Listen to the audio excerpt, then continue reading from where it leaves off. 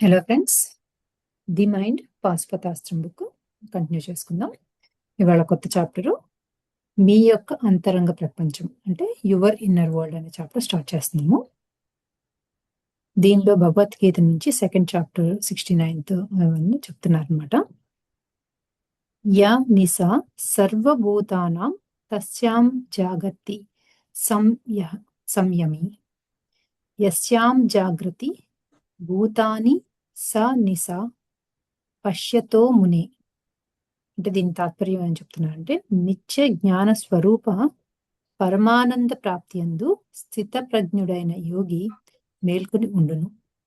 ఇది ఇతర ప్రాణులన్నింటికీ రాత్రితో సమానం. సస్వరమైన అంటే అశాశ్వతమైన ప్రాపంచిక సుఖప్రాప్తికై ప్రాకులాడుచు ప్రాణులన్నీయు మేల్కొని ఉండును. అది పరమాత్మము నిరిగి యోగికి రాత్రితో అంటే చీకటితో సమానము. దీని మీనింగ్ ఏం చెప్తున్నారంటే, సకల ప్రాణులకు ఏది చీకటి రాత్రితో దానిలో జ్ఞాని మెలకువలో ఉంటాడు. సో ప్రాణులందరిలో నైట్ టైం పడుకుని ఉంటే జ్ఞాని నైట్ టైం లేసి ఉంటాడు అని చెప్తున్నారు.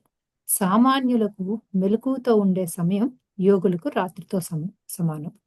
సో యోగులేమో నైట్ టైము మెలకువలో ఉండి ఆ జ్ఞానాన్ని పొందుతారు. సామాన్యులేమో నైట్ టైం పడుకుంటారు కదా. సో అది చెప్తున్నారు అనమాట. అజ్ఞానులు ఏ ఇంద్రియ భోగాల పట్ల ఆసక్తి కలిగి ఉంటారో, ఎటువంటి అశాశ్వతమైన సుఖదుఖాలతో మునిగి తేలుతుంటాడో వాటి పట్ల యోగి లేదా జ్ఞాని ఏమాత్రం ఆసక్తి లేకుండా నిద్రిస్తున్నట్లుగా ఉంటాడు. సో యోగి ఏమంటారు, పగల టైంలో నిద్రతో రాత్రితో సమానం వాళ్ళకి అన్నారు. ఎందుకు అంటే వాళ్ళకి ఇంద్రియాల భోగాల పట్ల ఆసక్తి ఉండదు కాబట్టి. సో ఇలా ప్రాపంచిక విషయాల మీద ఇంట్రెస్ట్ ఉండదు కాబట్టి వాళ్ళు అది నిద్రిస్తున్నట్లుగా ఉంటాడు అని. మామూలు మనుషులు నిద్రిస్తున్నట్లుగా ఆసక్తి లేకుండా ఉండే పారమార్థిక ఆత్మతత్వ విషయాల్లో జ్ఞాని యోగి ఎంతో ఆసక్తిని కలిగి మెలకువతో ఉంటాడు. అజ్ఞానులు మేలుకుని ఉండే విషయభోగాలలో జ్ఞానులు లేదా యోగులు నిద్రిస్తారు. అజ్ఞానులు నిద్రపోయే ఆత్మ విషయంలో జ్ఞానులు మేలుకుని ఉంటారు. సో జ్ఞానులందరూ నేను ఆత్మ జ్ఞానం కోసం నైట్ టైం మేలుకుని ఉండి సంధానం అవుతారు పూర్ణాత్మతో అని చెప్పి చెప్తున్నారు అనమాట. అంతరంగంలో అంటే ఇన్నర్ సెల్ఫ్ సృష్టించబడిన తర్వాతనే బాహ్య ప్రపంచంలో అది జీవిత సంఘటనలుగా, జీవితానుభవంగా, భౌతిక వస్తువుగా వాస్తవం చెందుతుంది. లోపల సృష్టించబడినదే బాహ్యంగా సృష్టించబడుతున్నది. ఇది లాస్ట్ చాప్టర్ అంతా అదే చెప్పారు కదా. మనం ఇన్నర్ లో ఏదైతే అనుకుంటామో ఫీలింగ్ తో, ఎమోషన్ తో దాన్ని ఇమాజినేషన్ చేసుకుంటామో అది ముందు మన ఇన్నర్ లో అది హయ్యర్ డైమెన్షనల్ ప్లేన్ లో అది ముందు అక్కడ క్రియేట్ అయ్యి ఇక్కడ 3 డైమెన్షనల్ ప్లేన్ లో అంటే భూమి మీద మేనిఫెస్ట్ అవుతుంది అని చెప్పారు కదా. సో అదే చెప్తున్నారు. మామూలు మనుషులు తమ జీవితానుభవాల సృష్టికి బాహ్య ప్రపంచంలో వెతుకుతూ ఉంటారు. తమ జీవితంలో ఎదురయ్యే విషయాలకు, వైఫల్యాలకు బాహ్య ప్రపంచంలోని పరిస్థితుల ప్రభావాలనే అని విశ్వసిస్తూ ఉంటారు. మన జీవితంలో ఎదురయ్యే అన్ని అనుభవాలకు, పరిస్థితులకు మన యొక్క ఆలోచనలే కారణం. మామూలు మనుషులు బాహ్య ప్రపంచంలో ఎంత ఆసక్తితో వెతుకుతుంటారో అటువంటి విషయాల పట్ల యోగులు, జ్ఞానులు ఏమాత్రం పట్టని విధంగా అనాసక్తితో ఉంటారు. సో ఇదేంటి అంటే జ్ఞానులకిను మామూలు కామన్ మ్యాన్ కి డిఫరెన్సెస్ చెప్తూ ఉన్నారు అనమాట. కారణం లోపల ఉంటుంది, కార్యం బయట ఉంటుంది అని యోగులకు, జ్ఞానులకు తెలుసు. మామూలు మనుషులు బాహ్య ప్రపంచం పట్ల జాగ్రత్తగా ఉంటారు కానీ అంతరంగ ప్రపంచాన్ని విస్మరిస్తూ ఉంటారు. యోగులు అలా కాదు. అంతరంగ ప్రపంచం నుండే అన్నిటినీ సృష్టించుకుంటున్నామని వారికి తెలుసు. అంతరంగ ప్రపంచం పట్ల మామూలు మనుషులకు అవగాహన ఉండదు. తమ జీవితంలో ఎదురయ్యే అన్ని పరిస్థితులు, బాహ్య ప్రపంచంలోని ఇతర వ్యక్తులు, ఇతర సంఘటనలు, రాజకీయ, సామాజిక, ప్రాంతీయ పరిస్థితులు, విధిరాత, దైవలీల అనేవి కారణమని భావిస్తూ ఉంటారు. కారణ కార్య సంబంధం గురించి వారికి పూర్తిగా తెలియదు. సో మామూలుగా కామన్ మ్యాన్ ఏమనుకుంటూ ఉంటాం, మనం ఏదైనా మనకు చుట్టుపక్కల ఏదైనా జరుగుతూ ఉన్నా అదంతా కూడా బయట ఫిజికల్ వరల్డ్‌లో జరుగుతుంది. దీనికి మన ఆలోచనలతో సంబంధం ఉన్నది అనేది మనం కనెక్ట్ చేసుకోలేం కదా! సో, దాన్ని అలా చెప్తున్నారనమాట. మనం రాజకీయాల్లో కానీ, మన సొసైటీలో కానీ, లేకపోతే ఒక ఏరియాలో కానీ ఏదైనా జరిగితే అది ఆహ్, ప్రకృతి వైపరీత్యమైనా అయ్యుండాలి. లేకపోతే ఏది జరిగినా కూడా అదేదో దైవలీల అని చెప్పి మనం దాన్ని ఊరికే అనుకుంటూ ఉంటాం కదా! కానీ అదే కనుక యోగులు, జ్ఞానులు అయితే దానిలో మన థింకింగ్ ఎక్కడో కొంతమంది అలా ఆలోచిస్తున్నారు కాబట్టి అది అలా జరిగింది అనే విషయం వాళ్ళకి తెలుస్తుంది. అది సామాన్య మానవులకు తెలియట్లేదు అని చెప్తున్నారు. As high so below. As within so without. ఇది గ్రీక్ ప్రోవర్బ్ అంట. మనకు పైన ఎంత ఉందో మనకు క్రింద కూడా అంతే ఉంది. మన పైన ఎంత అనంతమైన ఆకాశం ఉందో, మన క్రింద కూడా అంతే అనంతమైన ఆకాశం ఉంది. ఈ విశ్వంలో అనంతమైన కోటాది కోట్ల లోకాలు ఉన్నాయి. కోటాను కోట్ల సౌర వ్యవస్థలు ఉన్నాయి. మన అంతరంగ ప్రపంచంలో అంటే ఇన్నర్ వరల్డ్‌లో ఎంత ఉందో, బాహ్య ప్రపంచంలోనూ అంతే ఉంది. లోపల అంతరంగంలో ఎంతెంత అనంతమైన శక్తి సామర్థ్యాలు ఉంటాయో, బాహ్య ప్రపంచంలో అంతంతగా అనంతమైన శక్తి సామర్థ్యాలు ఉంటాయి. సో, మనము లాస్ట్ టైమ్ చెప్పినట్లే మనం ఉన్నది ఒక సోలార్ సిస్టమ్‌లో. కానీ ఇలాంటివే ఎన్నో కోట్ల వ్యవస్థలు ఈ యూనివర్స్‌లో ఉన్నాయి అని చెప్తున్నారు. అంటే మనము మామూలుగా ఏమనుకుంటాము పైన ఆకాశము, కింద ఇంతవరకే అనుకుంటూ ఉంటాం కదా! సో, అదే కాకుండా పైన ఎన్నో రకాలైన సౌర వ్యవస్థలున్నాయి. కింద కూడా ఎన్నో రకాల లోకాలున్నాయి అని చెప్పి చెప్తున్నారు. సో, మన అంతరంగంలోనే అంతా ఉంది. సో, మనం బాహ్య ప్రపంచంలో ఒక బల్బ్ క్రియేట్ చేయటం కానీ, లేకపోతే ఒక రకమైన యాస్ట్రోనట్స్ పైకెళ్ళటం కానీ, శాటిలైట్స్‌తో క్రియేట్ చేయడం కానీ, ఇవన్నీ కూడా మన బాహ్య ప్రపంచంలో కనిపిస్తున్నాయి కదా! అవన్నీ కూడా ఎక్కడి నుంచొచ్చినియి? మన ఇన్నర్‌లో ఫస్ట్ అంతరంగ ప్రపంచంలో అవన్నీ మనం క్రియేట్ చేసి, దాన్ని మనం ఫిజికల్ రూపం ఇచ్చి, దాన్ని మేనిఫెస్ట్ చేసాము. సో, అది ఏమని చెప్తున్నారంటే, మన అంతరంగంలో అంతా ఉంది. అదంతా మనలోనే ఉంది. దాన్ని మన ఆలోచనలతో దానికి షేప్ ఇస్తే అది బయట మేనిఫెస్ట్ అయింది అని. లోపల ఎంత ఉందో బయట అంతే ఉంది. మన అంతరంగ ప్రపంచంలో ఉంటున్నదే బాహ్య ప్రపంచంలో ఉంది. నెక్స్ట్ అటామిక్ స్ట్రక్చర్ గురించి చెప్తున్నారు. అణువు, పరమాణువు అంటే మాలిక్యులర్ అండ్ యాటమ్, మరి ఎలక్ట్రాన్స్, ప్రోటాన్స్, న్యూట్రాన్స్, ఉపపరమాణు కణాలు అంటే సబ్ అటామిక్ పార్టికల్స్ గురించి భౌతిక శాస్త్రంలో, ఫిజిక్స్‌లో మనం కొంత తెలుసుకున్నాం. పరమాణువులోని అంటే కేంద్రకం అంటే యాటమ్‌లో న్యూక్లియస్‌లో న్యూట్రాన్సు, ప్రోటాన్సు మరి ఉపపరమాణు కణాలు ఉంటాయి. ఈ కేంద్రకం చుట్టూ ఎలక్ట్రాన్లు దీర్ఘ వలయాకారంలో పరిభ్రమణం చెందుతూ ఉంటాయి. సో, ఓవెల్ షేప్‌లో అవి తిరుగుతూ ఉంటాయి కదా! బేసిక్‌గా న్యూక్లియస్ అనేదేమో సెంట్రల్ పాయింట్‌గా ఉండి, దాని చుట్టూ ఎలక్ట్రాన్స్ ఆహ్, ఆహ్, తిరుగుతూ ఉంటాయి కదా! అది చెప్తూ ఉన్నారన్నమాట. అది మనకు గుర్తు చేస్తున్నాను. మనం ఫిజిక్స్‌లో చదివింది. న్యూక్లియస్ ఆత్మభ్రమణం చేసుకుంటూ ఉంటుంది. ఆ కేంద్రకం చుట్టూ ఎలక్ట్రాన్స్ నిరంతరం ఆత్మభ్రమణం చేసుకుంటూ పరిభ్రమణం చేస్తూ ఉంటాయి. ఈ కేంద్రకం మరి ఎలక్ట్రాన్లు మధ్య విద్యుదయస్కాంత బలం, గురుత్వాకర్షణ బలం, అభికేంద్ర బలం, అపకేంద్ర బలాలు పనిచేస్తూ ఉంటాయి. ఈ బలాలు అన్నింటికీ కారణం పరమాణు నిర్మాణం అంటే అటామిక్ స్ట్రక్చర్ కొంతవరకు స్థిరంగా ఉంటుంది. సో, మనకి న్యూక్లియస్ అనేదేమో సెంటర్‌లో ఉండి, అది ఎప్పుడు దాని చుట్టూ అది తిరుగుతూ ఉంటుంది గదా! సో, దాని చుట్టూనేమో ఎలక్ట్రాన్స్ వాటి చుట్టూ అవి తిరుగుతూ న్యూక్లియస్ చుట్టూ తిరుగుతుంది. మనం బేసిక్‌గా భూమి తనంతట తాను తిరుగుతూ ఉంటుంది కదా! సో, అలానే సేమ్ ఎలక్ట్రాన్ కూడా అలానే తిరుగుతుంది అని చెప్పి చెప్తున్నారు. మనం చిన్నప్పుడు చదువుకుందే మళ్ళీ చెప్తున్నారు. సో, ఈ న్యూక్లియస్ చుట్టూ ఎలక్ట్రాన్‌కి మధ్యలో ఉన్న ఎలక్ట్రోమాగ్నెటిక్ ఆహ్, ఎనర్జీ కానీ ఆహ్, ఆహ్, గ్రావిటీ కానీ సో, వీటన్నిటి వల్లనే అలా అటామిక్ స్ట్రక్చర్ దానికొక షేప్ వచ్చింది అని చెప్పి చెప్తున్నారన్నమాట. పరమాణు నిర్మాణం అనేది ఒక నమూనా. అంటే ఒక మోడల్. ఈ నమూనా అనేది సౌర వ్యవస్థకు వర్తిస్తుంది. ఇదే పరమాణు నమూనా అంటే అటామిక్ మోడల్ ఈ విశ్వం మొత్తానికి వర్తిస్తుంది. సూర్య రూపంలో స్మాల్ సైజ్ ఆర్ మైక్రో సైజ్‌లో ఉన్న ఈ నమూనా స్థూల రూపంలోనే ఉంటుంది. సో, మన సోలార్ సిస్టమ్ కూడా అలానే పనిచేస్తుంది కదా! సో, అదే మన చుట్టూ ఉన్న ప్రతి ఒక్క అటామిక్ స్ట్రక్చర్ యొక్క సేమ్ ఆహ్, ఆహ్, స్ట్రక్చర్ అని చెప్తున్నారనమాట. పరమాణు నిర్మాణ నమూనా మాదిరిగానే సౌర వ్యవస్థ నమూనా, నక్షత్ర వ్యవస్థ నమూనా అంటే గెలాక్సీ సిస్టమ్స్, మరి ఈ విశ్వం యొక్క నమూనా ఉన్నాయి. దీనిని హాలో హాలోగ్రఫీ అంటారు. ఈ విశ్వం హాలోగ్రఫీ విశ్వంగా పరిగణించబడుతుంది. పరమాణు నిర్మాణం తెలిస్తే విశ్వ నిర్మాణం తెలిసినట్టే. అబ్బా! భలే చెప్పారు. మనం చిన్నప్పుడు ఫిజిక్స్‌లో ఏదో జస్ట్ థియరీ లాగా చదివేసుకున్న దాన్ని మళ్ళీ గుర్తు చేసి, మనం అటామిక్ స్ట్రక్చర్ ఎలా ఉందో, అదే అటామిక్ స్ట్రక్చర్ మనకి సోలార్ సిస్టమ్‌లోనూ ఉంది. సో, బేసిక్‌గా ఇది నాట్ ఓన్లీ సోలార్ సిస్టమ్, ఇది గెలాక్సీ సిస్టమ్ కూడా సేమ్ అదే మోడల్‌లో నడుస్తుంది.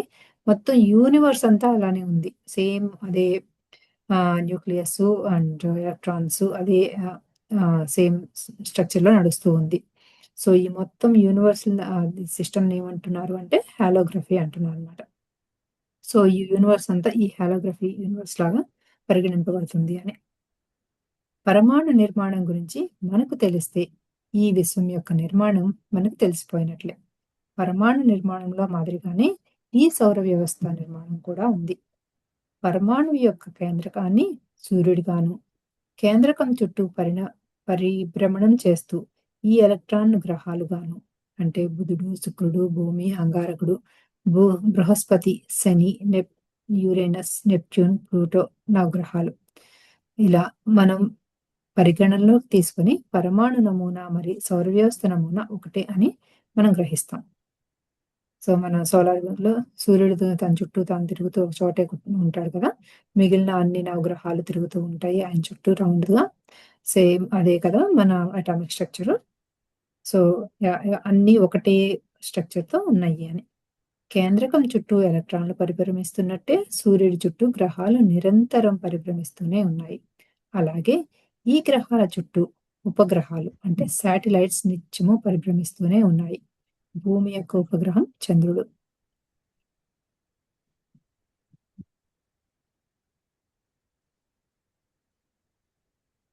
సూర్యుడికి, భూమికి మధ్య, అలాగే సూర్యుడికి ఇతర గ్రహాలకి మధ్య గురుత్వాకర్షణ శక్తి, విద్యుదయస్కాంత శక్తి, అభికేంద్ర బలం అంటే సెంట్రిపీటల్ ఎనర్జీ, అపకేంద్రం సెంట్రిఫ్యూగల్ ఎనర్జీ పనిచేస్తూ ఉంటాయి.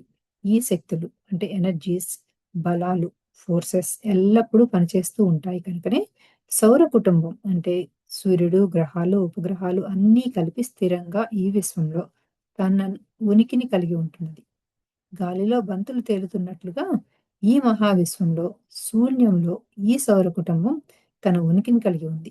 అలాగే కోటాను కోట్ల నక్షత్రాలు తమ ఉనికిని కలిగి ఉంటున్నాయి. ఒక్కొక్క నక్షత్రము, ఒక్కొక్క సౌర కుటుంబం ఉంటది. అసలు ఎంత అంటే మనకి ఎంతో చాలా కష్టమైన దాన్ని చాలా ఈజీగా మనకి అర్థమయ్యేలా భలే చెప్పారనిపిస్తుంది ఇక్కడ. సూర్యుడి చుట్టూ భూమి తిరుగుతున్నట్లే భూమి చుట్టూ చంద్రుడు తిరుగుతాడు అని చెప్తున్నారు. ఇదే సేమ్ ఇదొక్కటే కాకుండా నక్షత్రం కూడా ఒక్కొక్క నక్షత్రం ఒక్కొక్క సౌర కుటుంబం. ఆహ్, ఈ తిరుగుతూ ఉన్నప్పుడు వీటి మధ్య ఉండే ఎనర్జీస్ ఏమేంటి అంటే ఆహ్, ఎలక్ట్రోమాగ్నెటిక్ విద్యుదయస్కాంత శక్తి, గ్రావిటీ, సెంట్రిపీటల్ అండ్ సెంట్రిఫ్యూగల్ ఇవన్నీ ఎనర్జీస్ ఈ ఫోర్సెస్ వలన అవి కాన్స్టెంట్‌గా ఆ ఎనర్జీస్ అండ్ ఫోర్సెస్ ఉండటం వల్లనే అవి అలా పనిచేస్తున్నాయి అని చెప్తున్నారు. గురుత్వాకర్షణ శక్తి, విద్యుదయస్కాంత శక్తి, అభికేంద్ర, అపకేంద్ర బలాలు మాత్రమే కాకుండా కేంద్రక బలాలు ఎన్నో ఉన్నాయి. ఈ బలాలు ఇంకా ఎన్ని విధాలుగా ఉంటున్నాయో ఈనాటి భౌతిక శాస్త్రవేత్తలకు కూడా అంతుపట్టడం లేదు. బేసిక్‌గా సోలార్ సిస్టమ్ ఎలా పనిచేస్తుంది అనుకున్నప్పుడు మన రీసెర్చర్స్ కనుక్కుంటే ఇలా ఆహ్, ఎనర్జీస్ ఉన్నాయి. ప్లస్ ఆహ్, సెంట్రిపీటల్ అండ్ సెంట్రిఫ్యూగల్ ఫోర్సెస్ వల్ల అవి ఆ ప్లేసెస్‌లో ఉన్నాయి అని తెలిసింది. కానీ ఇవి 4 ఈ 2 ఎనర్జీస్, ఈ 2 ఫోర్సెసే కాకుండా ఇంకా చాలా ఉన్నాయి. అవి మన రీసెర్చర్స్‌కి ఇంకా అర్థం కాలేదు అన్నట్టు చెప్తున్నారు. పరమాణు నమూనాయే గ్రహం. మరి ఉపగ్రహాలకు ఉంది. పరమాణు నమూనాయే సౌర వ్యవస్థకు ఉంది. పరమాణు నమూనాయే గెలాక్సీకి ఉంది. అంటే నక్షత్ర వ్యవస్థకి ఉంది. పరమాణు నమూనాయే ఈ సమస్త విశ్వానికి ఉంది. అంటే సూక్ష్మ రూపంలో మైక్రోస్కోపిక్ ఫామ్‌లో ఉన్న ఈ నమూనా ఈ సమస్త విశ్వంలోనూ ఉంది. ఈ అటామిక్ స్ట్రక్చర్ ఏదైతే ఉందో అదే మొత్తం అన్నిటిలోనూ ఉంది అని చెప్తున్నారనమాట. మన యూనివర్స్‌లో ఏ ఒక్కటి తీసుకున్నా ఈ అటామిక్ స్ట్రక్చర్‌తోనే బాండ్ అయి ఉంది. ఆ స్ట్రక్చర్ దానికి అలా రావటానికి మెయిన్ రీజన్ ఈ అటామిక్ స్ట్రక్చర్ అని చెప్తున్నారు. This is the holographic universe. So మనం ఉంటున్న ఈ యూనివర్స్ మొత్తం హాలోగ్రాఫిక్ యూనివర్స్ అంటారంట. సూక్ష్మ స్థాయిలో తెలిస్తే విశ్వ స్థాయిలో తెలిసినట్లే. ఈ సెంటెన్స్ చాలా బాగుంది. సో ఈ ఒక్క చిన్న అటామిక్ స్ట్రక్చర్ గురించి తెలుసుకుని దానిలో ఎలాంటి ఫోర్సెస్ అండ్ ఎనర్జీస్ ఉన్నాయో తెలుసుకుంటే మొత్తం యూనివర్స్ మొత్తం తెలిసినట్లే అని. మనకున్న సైన్స్ పరికరాలతో ఈ విశ్వాన్ని మొత్తము మనం పరిశోధించలేము. ఈ మహావిశ్వంలో ఈ సౌర కుటుంబమే సముద్రంలో ఒక నీటి బిందువంత ఉంటుంది. అలాంటి ఈ సౌర కుటుంబంలో మానవుడు అనే జీవాత్మ పరిణామం ఎంత? ఈ సైన్స్ పరికరాలతో ఈ మహావిశ్వంలో అన్ని అంశాలను పరిశోధించడం అసాధ్యం. ఈ సౌర వ్యవస్థ గురించే మనకు బొత్తిగా ఏమీ తెలియదు. ఆ సూర్యుడు ఎందుకు నిరంతరము ప్రకాశిస్తున్నాడో ఈ భౌతిక శాస్త్రం వివరించే పరిస్థితుల్లో లేదు. సూర్యగోళంలో నిరంతర కేంద్రక సంలీనం అంటే న్యూక్లియస్ ఫ్యూజన్ వల్ల హైడ్రోజన్, నైట్రోజన్ వాయువులు న్యూక్లియస్ బాంబు మరి హైడ్రోజన్ బాంబులుగా రూపాంతరం చెంది పేలిపోతున్నాయని, వాటి ఫలితంగా సూర్యగోళం మండిపోతుందని భౌతిక శాస్త్రం చెబుతోంది.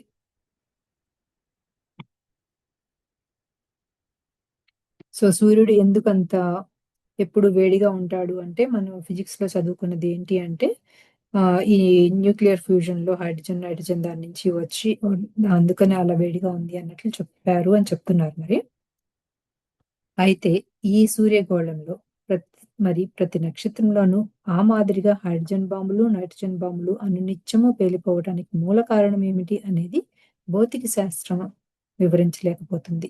భౌతిక శాస్త్రానికి అంతుపట్టని రహస్యాలు అనంతమైన సంఖ్యలో ఉన్నాయి. అంతెందుకు, పరమాణు నిర్మాణం గురించి భౌతిక శాస్త్రానికి కొంతే తెలుసు. ఎలక్ట్రాన్ ఎలా ఉంటుందో ఇంతవరకు ఎవ్వరూ చూడలేదు, తెలుసుకోలేదు. ఎలక్ట్రాను రుణ విద్యుదావేశాన్ని కలిగి ఉంటుందని, ప్రోటాను ధన విద్యుదావేశాన్ని కలిగి ఉంటుందని, కేంద్రకంలో న్యూక్లియస్ బలాలు ఉంటాయని, గురుత్వాకర్షణ బలాలు ఉంటాయని కొంత విషయం మాత్రమే శాస్త్రవేత్తలకు తెలుసు. So positive energy, negative energy అన్ని చదువుతూ ఉన్నాం కదా. ఎలక్ట్రాన్స్ ఏమో నెగిటివ్ ఎనర్జీ, ప్రోటాన్స్ ఏమో పాజిటివ్ ఎనర్జీ ఉండి, న్యూక్లియస్ ఏమో తటస్థంగా అంటే ఏమి నాట్ పాజిటివ్, నాట్ నెగిటివ్ ఇలా ఉండి మనకి గ్రావిటీ ఇంతవరకే ఈ ఫోర్సెస్ గురించి, ఎనర్జీస్ గురించి మాత్రమే తెలుసు మన ఫిజిషియన్స్ అని చెప్తున్నారు.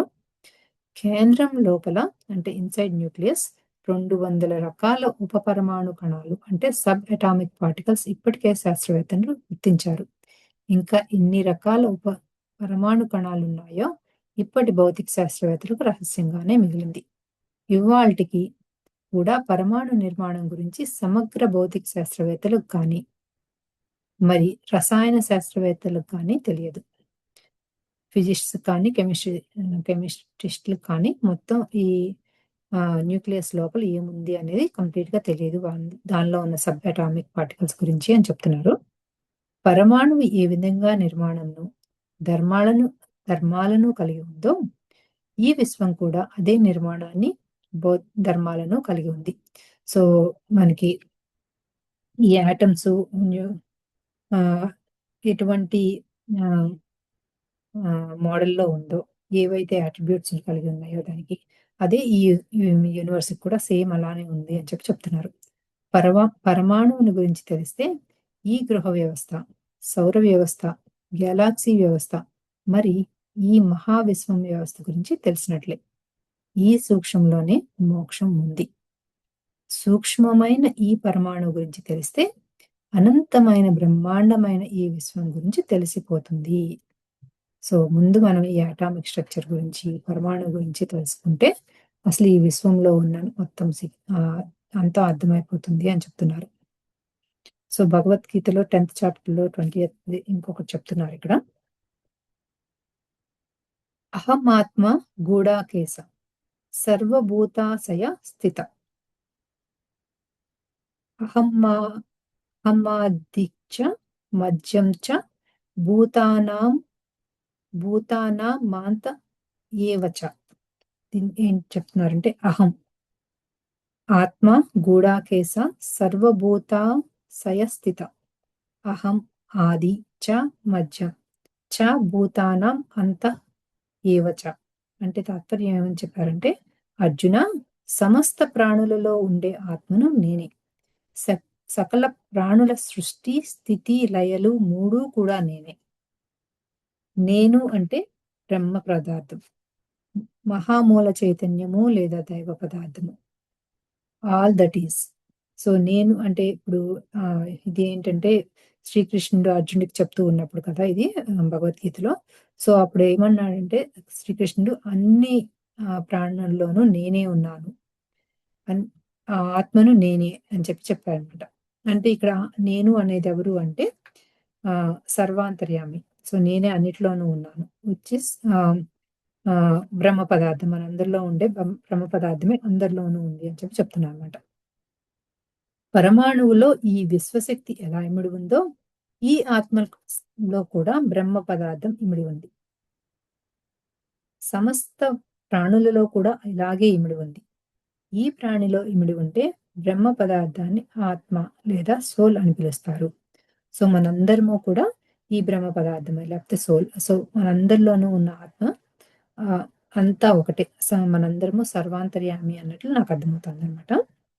మహామూల చైతన్యం అంటే సూపర్ కాన్షియస్నెస్ తన యొక్క అంశాలను అంటే ఎంటిటీస్ని కోటాను కోట్ల లోకాలుగా, ఆ కోటాను కోట్ల లోకాలలోని జీవాత్మలుగా సృష్టించుకుంది. సో మనము ఫస్ట్ మైండ్ పవర్ పార్ట్ 1 చదివినప్పుడు చెప్పారు కదా, మనందరము కూడా మహామూల చైతన్యం నుంచి తర్వాత పూర్ణాత్మలుగా వచ్చి, పూర్ణాత్మల నుంచి అంశాత్మలుగా వచ్చి మనందరము కూడా ఒక అంశాత్మని ఆలోచనలతో మరో అంశాత్మలు పుట్టిస్తాయని చెప్పి, సో అదే మళ్ళీ చెప్తున్నారు అనమాట. ఈ సూపర్ కాన్షియస్ నుంచి ఎన్నో రకాల కోటాను కోట్ల లోకాలు వస్తాయి. సో దాని నుంచే ఈ జీవాత్మలకు క్రియేట్ అవుతాయి అని. ఆ పరమాత్మ అంటే బ్రహ్మ పదార్థం ఈ ఆత్మగా ఈ జీవుడి రూపంలో ఆత్మ చైతన్య పరిణామం చెందుతూ ఉంటుంది. ఆత్మ గురించి తెలిస్తే బ్రహ్మ పదార్థం గురించి తెలిసినట్లే. సో మనందరము ఆత్మలము అంశాత్మలుగా వచ్చి ఇక్కడికి వచ్చాము అని చెప్తున్నారు కదా. సో మనలో ఉన్న మన అంశాత్మలు ఆత్మ గురించి తెలిస్తే ఆటోమేటిక్ గా ఇవన్నీ కూడా మనం ఈ బ్రహ్మ పదార్థం నుంచి అంటే సూపర్ కాన్షియస్ నుంచి మహామూల చైతన్యం గురించి మనకు అర్థం చేసుకోవచ్చు. సో మనలో ఉన్న మన బ్రహ్మ పదార్థం గురించి అర్థమైతే మొత్తం అంతా అర్థమైనట్లే అని చెప్తున్నారు. బ్రహ్మ పదార్థం అనంతమైనది, అది మధ్యాంతములు లేనిది. బ్రహ్మ పదార్థం ఎక్కడ ప్రారంభమవుతుందో, ఎక్కడెక్కడ విస్తరించి ఉందో, ఎక్కడ అంతమవుతుందో అనేవి లేవు. ఆరంభము లేదు, మధ్యము లేదు, అంతము లేదు. ఆ బ్రహ్మ పదార్థం సచ్చిదానంద స్వరూపము. ఆ బ్రహ్మ పదార్థం యొక్క అనంత అనంత కోట్ల శకలాలు అంటే అంశాలలో ఒకానొక శకలం, ఒక అంశ ఈ ఆత్మ. సో ఈ బ్రహ్మ పదార్థము అనేది ఎన్నో చిన్న చిన్న అంశాల్లో కోటాను కోట్ల అంశాల్లో ఉంది కదా. ఈ అంశాల నుంచి వచ్చిన ఒక అంశనే ఈ ఆత్మ లేదా ఈ మన సోల్ అని చెప్తున్నారు అనమాట. ఆత్మ అనేది భౌతిక సృష్టి యొక్క ఆదిలోనే ఉండేది. ఆత్మ అనేది ఈ భౌతిక సృష్టి యొక్క మధ్యలోనూ ఉంటున్నది. ఆత్మ అనేది ఈ భౌతిక సృష్టి యొక్క అంతంలోనూ ఉంటుంది. సో ఈ ఆత్మకి ఆది, మధ్య, అంతం అనేది లేదు, అన్నింటిలోనూ ఉంటుంది అని చెప్తున్నారు. ఈ భౌతిక సృష్టి అనేది ఎప్పుడైతే అంతం కావచ్చు కానీ, ఆత్మ ఎప్పటికీ శాశ్వతంగా ఉంటుంది. ఆత్మ అంతమయ్యేది కాదు. సో, ఈ ఆత్మ అనేది ఈ భూమి మీదే కాదు. అది హైయర్ డైమెన్షనల్ ప్లేన్‌లోను, లోవర్ డైమెన్షనల్ ప్లేన్‌లోను ఎప్పుడూ మళ్ళీ, మళ్ళీ జన్మలు తీసుకుంటూనే ఉంటుంది. కాబట్టి దీనికి అంతము కానీ ఆది కానీ లేదు అని చెప్పి చెప్తున్నారనమాట.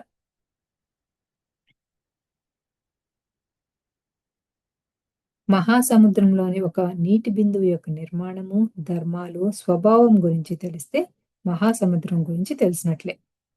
సూక్ష్మం గురించి తెలిస్తే బ్రహ్మాండము తెలుస్తుంది. సో, ఏమంటున్నారు? మనలో ఉన్న చిన్న ఆత్మ గురించి తెలుసుకుంటే ఆటోమేటిక్‌గా మన మొత్తం ఉన్న యూనివర్స్‌లో ఉన్న బ్రహ్మ పదార్థం అంతా తెలిసిపోతుంది అన్నారు. దానికి ఎగ్జాంపుల్ ఏం చెప్పారంటే, వాటర్‌లో ఒక వాటర్ డ్రాప్ గురించి దానిలో అసలెలా ఉంది హైడ్రోజను, ఆక్సిజను అవన్నీ దాని గురించి దాని అట్రిబ్యూట్స్ గురించి తెలిస్తే కనుక మనం మొత్తం వాటర్ గురించి, సముద్రం గురించి తెలిసిపోతుంది కదా! సో, అట్లానే మనం గూడా అంతే సూక్ష్మం గురించి తెలుసుకుంటే బ్రహ్మాండం అంతా తెలిసిపోతుంది అని. విశ్వంలోని రహస్యాలను మన మానవ ఇంటెలిజెన్స్‌తో, ఈ శాస్త్ర పరికరాలతో, విశ్లేషణలతో అంటే అనాలిసిస్‌తో తెలుసుకోవటం ఎలా అసాధ్యమో, ఈ బ్రహ్మ పదార్థం గురించి కూడా తెలుసుకోవటం అంతే అసాధ్యము. సో, యూనివర్స్‌లో ఉన్న సీక్రెట్స్‌ని మనం అనలైజ్ చేయలేము. లాజికల్ మైండ్‌కి అర్థం కావు అన్నట్లుగానే ఈ ఆహ్, సూపర్ కాన్షియస్‌నెస్ గురించి, మహామూల చైతన్యం గురించి కూడా మనం తెలుసుకోలేము. మన ఎనలిటికల్ మైండ్‌తో అని చెప్తున్నారన్నమాట. కానీ పరమాణువు అంటే యాటమ్ గురించి ఎంత తెలిస్తే ఈ విశ్వం గురించి అంత తెలుస్తుంది. ఈ ఆత్మ గురించి ఎంత తెలుసుకుంటే ఆ బ్రహ్మ పదార్థం గురించి అంతగా తెలుస్తుంది. ఆత్మ గురించి తెలుసుకోవాలంటే అంతఃప్రయాణం చేయవలసిందే. ఆత్మ అనేది బాహ్య ఇంద్రియాలకు కనిపించేది కాదు. శాస్త్ర పరికరాలతో ఆత్మను శోధించజాలము. విశ్లేష విశ్లేషాలకు, తర్కానికి, మానవ ఇంటెలిజెన్స్‌కు ఏమాత్రం అంతు చిక్కనిది ఈ ఆత్మ. ఆత్మ అనేది బ్రహ్మ పదార్థం.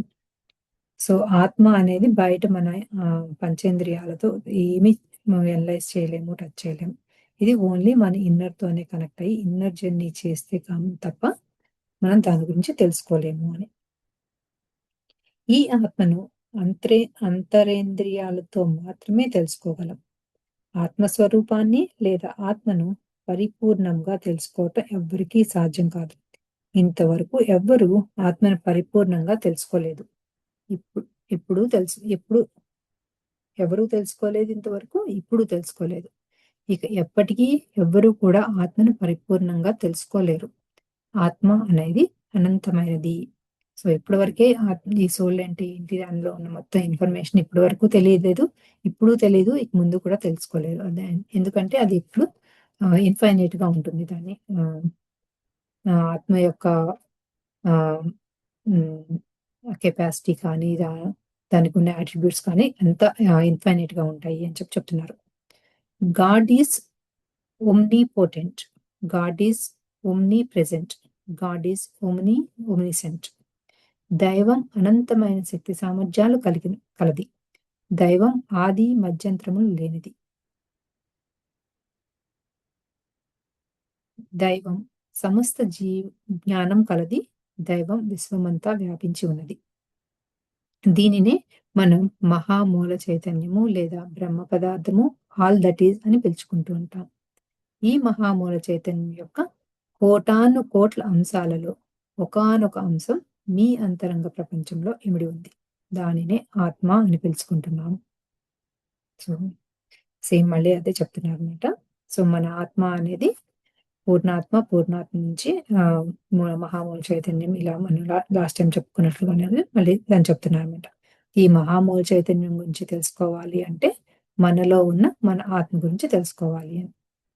ఆత్మను గురించి తెలుసుకోవాలంటే, మనం అంతరంగ ప్రయాణం అంటే ధ్యానం, ఊహాశక్తి, అంతర్యానం మొదలైనవి చేయవలసి ఉంది. ఈ విశ్వంలో ఆత్మను సంపూర్ణంగా, సమగ్రంగా, పరిపూర్ణంగా ఎవ్వరూ తెలుసుకోలేరు. Nobody knows who I am or what I do. Not even I. ఇది డాన్ జూనో అనే ఆయన కార్లోస్ కస్టానెండా అనే ఆయన చెప్పారంట. కార్లోస్ కస్టానెడా అను అమెరికన్ ఆంథ్రోపాలజీ ప్రొఫెసర్ మెక్సికో అడవుల్లో పరిశోధన చేస్తున్నప్పుడు డాన్ యునావా అనే షమానిక్ ఆధ్యాత్మిక శాస్త్రవేత్త పరిచయమయ్యారు. కాస్టా కాస్టానెడా డాన్ యువాన్ మీరెవరు అని అడుగుతాడు. అప్పుడు డాన్ యువాన్ చెప్పిన సమాధానం ఇది: nobody knows who I am or what I do, not even I. నేను ఎవరు, ఏమి చేస్తున్నాను అనేది ఎవరికీ తెలీదు. నేనెవరో నాకు కూడా తెలీదు. ఆత్మ యొక్క సమగ్ర స్వరూపం అంటే కంప్లీట్నెస్ అనేది ఎవ్వరికీ తెలీదు. ఎవ్వరూ తెలుసుకోలేరు కూడా. నెక్స్ట్ వచ్చి అంతరంగ ప్రపంచమే మహాపదార్థం అనే సెక్షన్ అనమాట. అంతరంగ ప్రపంచంలోనే మహామూల చైతన్యం ఇమిడి ఉంది. మనం కళ్ళు మూసుకుంటే అంతః ప్రపంచం దర్శనమిస్తుంది. కళ్ళు తెరిస్తే బాహ్య ప్రపంచం కనిపిస్తుంది. ఈ సృష్టిలోని సమస్త లోకాల సమాచారాన్ని మనం కళ్ళు మూసుకొని అంతర్ప్రయాణం చేయడం ద్వారా తెలుసుకోగలం. ఈ మహా సృష్టిలో కోటాను కోట్ల లోకాలున్నాయి. ఈ లోకాలన్నింటిలో మనం భౌతికంగా అక్కడికి ప్రయాణించలేం. కేవలం అంతర్ప్రయాణం ద్వారా మాత్రమే అది సాధ్యం. సో మన ప్రయాణం చేస్తూ ఉంటే కనుక ఈ సృష్టిలో ఉన్న లోకాలకు కూడా వెళ్ళవచ్చు. అదే మనం ఫిజికల్‌గా అలా వెళ్ళలేము. కానీ మనతో మనం ఇన్నర్‌తో కనెక్ట్ అయినప్పుడు అవన్నీ కూడా ఎక్స్‌పీరియన్స్ చేయొచ్చు అని చెప్తున్నారు. Kingdom of God is within. దేవుడి సామ్రాజ్యం మీ అంతరంగంలోనే ఉన్నది. అంతరంగంలోనే దైవానికి సంబంధించిన సర్వ సామర్థ్యాలు ఇమిడి ఉన్నాయి. మీ జీవితంలో ఏ ఏ సంకల్పాలు, లక్ష్యాలు ఎంచుకుంటున్నారో, ఏ ఏ ఆంక్షలను కలిగి ఉంటున్నారో, ఏ వాంఛలను నెరవేర్చుకోవాలి అనుకుంటున్నారో వాటన్నింటినీ నెరవేర్చగల శక్తి సామర్థ్యాలు మీ లోపలే ఇమిడి ఉన్నాయి. The supreme is beyond existence and non existence. Beyond beingness or isness, beyond all gods, heavens, spiritual forms, beyond all names, definitions, beyond all divinities, spiritual denotations. It is out of Godhead that divinity arises, and out of the Supreme arises the Godhead. Virat స్వరూపంలో అంటే మహామూల చైతన్య శక్తి లేదా బ్రహ్మ పదార్థం అనేది ఈ విశ్వమంతా ఉనికిని కలిగి ఉంది. అలాగే శూన్య స్థితిలోనూ ఉంది. ఈ విరాట్ స్వరూపంలో తనలో సమస్త దేవతలను, సమస్త దేవతాలోకాలను, సమస్త ఆధ్యాత్మిక స్వరూపాలను, సమస్త సృష్టిని ఇముడ్చుకొని ఉంది. ఈ విరాట్ స్వరూపాన్ని నిర్వచించడం ఇలా ఉంటుంది అని వర్ణించలేం. ఇలా విభజించబడుతుంది అని కూడా వర్ణించలేం. చెప్పలేం, విశ్లేషించలేం. ఈ మహామూల చైతన్య శక్తి నుండి అనేకానేక లోకాలు మరి వాటిలోని సృష్టి అలాగే ఈ దేవతా స్వరూపాలు ఉద్భవిస్తున్నాయి. విష్ణు సహస్రనామము అందరూ తప్పనిసరిగా చదవండి. ఆత్మశక్తి గురించి భగవద్గీత, ఉపనిషత్తులు, అష్టవక్ర గీత, ఉత్తర గీత, యోగ వాసిష్టం తప్పనిసరిగా చదవండి. అంతర్ప్రపంచం గురించి ఆత్మ పరమాత్మ అంటే the soul and the higher self గురించి పైన చెప్పిన గ్రంథాలు తప్పక చదవాలి. సో మనం మామూలుగా అనుకుంటూ ఉంటాం కదా, మనం ఈ స్పిరిచువల్ దానిలోకి వచ్చిన తర్వాత ఈ చెప్పిన గ్రంథాలన్నీ చదివితే మనకు ఉపయోగం ఉంటుందా లేదా అని. కానీ ఇందులో స్పెసిఫిక్గా చెప్తున్నారు అనమాట. మనం కనుక ఆత్మ గురించి, పరమాత్మ గురించి తెలుసుకోవాలి అంటే ఈ ఉపనిషత్తులన్నీ చదవాలి అని చెప్తున్నారు. విష్ణు సహస్రనామము, భగవద్గీత, అష్టవక్ర గీత, ఉత్తర గీత, యోగ వాసిష్టం ఇవి చదవాలి అంటున్నారు. A have treasure in heaven, come and follow me. మీ సబ్ కాన్షియస్ మైండ్లో నిధి ఉంది. సబ్ కాన్షియస్ మైండ్లోనే స్వర్గం ఇమిడి ఉంది. రండి, నన్ను అనుసరించండి. ఊహాశక్తి ద్వారా అంతరంగంలోని సబ్ కాన్షియస్ మైండ్లోనికి ప్రయాణించవలసి ఉంది. అనంతమైన శక్తి సామర్థ్యాలు, అనంతమైన నిధులు అంతర్శక్తిలో ఇమిడి ఉన్నాయి. లోపలికి వెళ్ళి వాటిని వాస్తవ రూపం చెందించుకోవాల్సి ఉంది. మన సబ్ కాన్షియస్ మైండ్లోనే అంతా ఉంది. సో, దానితో కనెక్ట్ అవ్వి మన ఇన్నర్ ఇమాజినేషన్‌తో దాంతో దానికి మనకేవైతే కావాలనుకుంటున్నామో దానికి చెప్తే దానికి ఉన్న ఎనర్జీస్‌కి ఆహ్, ఎన్నో రకాల ఐశ్వర్యాలు దానిలో ఇమిడి ఉన్నాయి కాబట్టి బయట మేనిఫెస్ట్ చేస్తుంది అని చెప్తున్నారు. There is no need to create a separate God who exists outside of your universe and separate from it, nor is there any need to think of a soul as some distant entity. God, or all that is intimately a part of you. His energy forms your identity, and your soul is the part of you in the same manner. ఈ విశ్వం అవతల ఎక్కడో దేవుడున్నాడని, ఆ దైవం చాలా దూరంలో ప్ర ప్రత్యేకంగా ఉన్నాడని భావిస్తూ, వేరే దేవుణ్ణి మీరు సృష్టించుకోవాల్సిన అవసరం లేదు. ఆ మాదిరిగానే మీ నుండి ఎక్కడో దూరంగా, మీ నుండి వేరుగా ఆత్మ అనేది ఒకటుందని భావించిన అవసరం లేదు. దేవుడు లేదా విరాట్ స్వరూపము లేదా అనంత మూల చైతన్యము లేదా బ్రహ్మ పదార్థం అనేది అంతరంగికంగా మీలోనే ఇమిడి ఉంది. ఆ బ్రహ్మ పదార్థం యొక్క ఒకానొక అంశాత్మే మీరు. అలాగే ఆత్మకు గల అనేక దేహాలలో ఒకానొక దేహం మీరు. ఈ వర్తమానంలోని మీ యొక్క వాస్తవాన్ని మీరు సృష్టించుకోగల మీరే సృష్టించుకోగల శక్తి సామర్థ్యాలను మీ అంతరంగ ప్రపంచంలోనే ఇముడ్చుకొని ఉన్నారు. బాహ్య ప్రపంచంలో మీరు దేనికోసమో వెతకవలసిన అవసరం లేదు. ఈ ప్రపంచంలో మీరు ఎంచుకునే సవాళ్ళన్నీ, సమస్యలన్నింటినీ, లక్ష్యాలు, సంకల్పాలు అన్నింటినీ కావలసిన సమాధానాలు మీ అంతరంగ ప్రపంచంలోనే లభిస్తాయి. మీ అంతరంగ ప్రపంచం నుండే వాటిని సృష్టించుకోవచ్చు. మీ వాస్తవానికి మీరే సృష్టికర్త. సో, మళ్ళీ అదే చెప్తున్నారనమాట. సో, బాహ్యంగా ఏం జరగాలన్నా మన ఇన్నర్‌తో మనకు కనెక్ట్ అయ్యి, సో, దాన్ని మనము మేనిఫెస్ట్ చేసుకోవాలి అని. సో, మనము ఇది actually half of the chapter వచ్చాము. సో, మిగిలిన హాఫ్ నెక్స్ట్ రేపు ఫినిష్ చేసుకుందాం. ఓకే ఫ్రెండ్స్ మరి.